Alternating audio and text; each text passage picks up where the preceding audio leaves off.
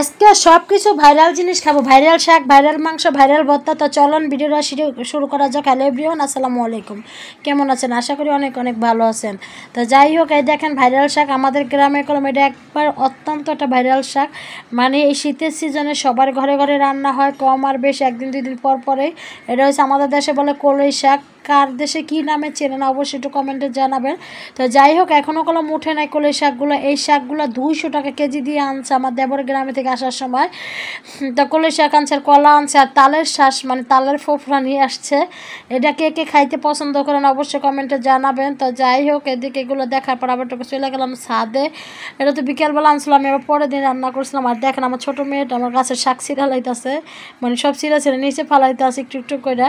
আর এদিকে হলো যে বাসায় একটু লাউ গাছ হয়েছিল, চিচিঙ্গা গাছ হয়েছিল, এটি আবার ছাদে নিয়ে আবার লাগাইতেছিলাম, পানি দিতেছিলাম গাছের গোড়ায়। আর হলো ধুন্দুল গাছ, পরের দিন সকাল আবার আমার দেবর আবার কতগুলো আবারও গাছ নিয়ে আসছে, বাঁধাকপি, ফুলকপি, এগুলো আমি আবার লাগাইতে গেছিলাম সকালে, কারণ এগুলো যদি না লাগাই না পরের দিন নষ্ট হয়ে যায়, এই জন্য। পরে হলো ধনিয়া পাতা, যে আমার ভাইরাল ধনিয়া পাতার ভর্তা করবো আজকে। দেখেন কত ধনিয়া পাতা হয়ে রয়েছে, মাশাল্লাহ, দেখতেও শান্তি, খেতেও শান্তি, ঘেরানটারে বাইরে বাই অপূর্ব সুন্দর একটা ঘেরান। আর দেখেন ঘেরান্না দেখলাম মনে হয় মন প্রাণ সব ভরে যায়। বিলাতি ধনেপাতা, দেশি ধনেপাতা দুটোটাই হয়েছে। আমি কতগুলো সিরা উঠাই নিতেছিলাম 2 টবে থেকে। উঠাই নেওয়ার পর হলো আজকে ভাইরাল, মানে আমার গাছে নিজে ছাদ বাগানের গাছে ধনেপাতা ভর্তা করবো, কলই শাক রান্না করব, আর হলো হাঁসের মাংস রান্না করব। ভাইরাল হাঁস, 300 পিটের ভাইরাল হাঁসের আজকে রান্না করব বাসায়। সকাল সকাল দিয়ে আমার হাজব্যান্ড হলো একটা হাঁস নিয়ে আসছে। এরকম গতকালকে ভিডিওই হাঁস বাঁচতে যেয়ে তো যেই ভূমিকম্প হয়েছিল, আল্লাহ রক্ষা করছে, আলহামদুলিল্লাহ আলহামদুলিল্লাহ, আল্লাহ সবাইকে হেফাজত রাখুক। আর সবাই সুস্থ আছেন কিনা অবশ্যই একটু কমেন্টে জানাবেন। আলহামদুলিল্লাহ আমরা সুস্থ আছি।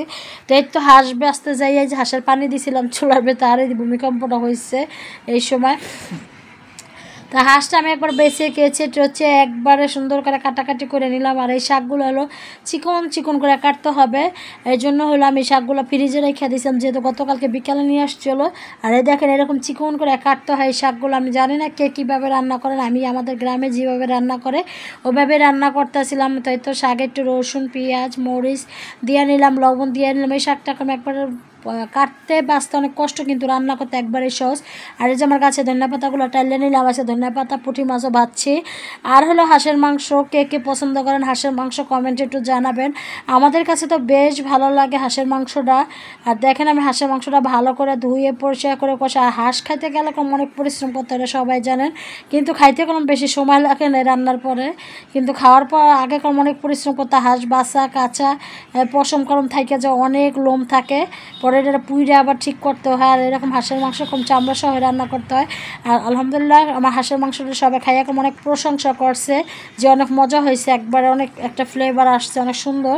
তো যাই হোক, এদিকে আমার রান্না বান্না দেখেন শেষ। এই যে ভর্তা, পুঁটি মাছ ভাজা, বেগুন ভাজা, হাঁসের মাংস রান্না, খেতে যে কি মজা হয়েছিল। তাই তো আমি খাবার খেতে বসে গেছি, সবার খাওয়া দাওয়া শেষ।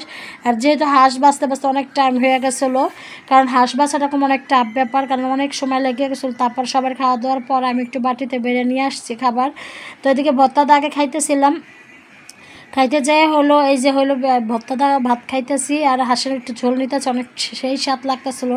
তার সাথে কলই শাক ভাজা, ধনিয়া পাতা ভর্তা, বেগুন ভাজা। কে কে এরকম লবণী খাবার খাইতে পছন্দ করেন অবশ্যই অবশ্যই কমেন্টে জানাবেন। আমার কাছে তো বেশ ভালো লাগে এরকম খাবারগুলা, মানে এরকম মোছা মোছা খাবারগুলো, ভর্তা, ভাজি, শাক, যে কোনো ভর্তারাই। দেখেন ভূমিকম্পতে আমার বালতি সব ফালা দিচ্ছে, চা খাইতেছেন। সবাই ভালো থাকবেন, সুস্থ, আল্লাহ হাফেজ।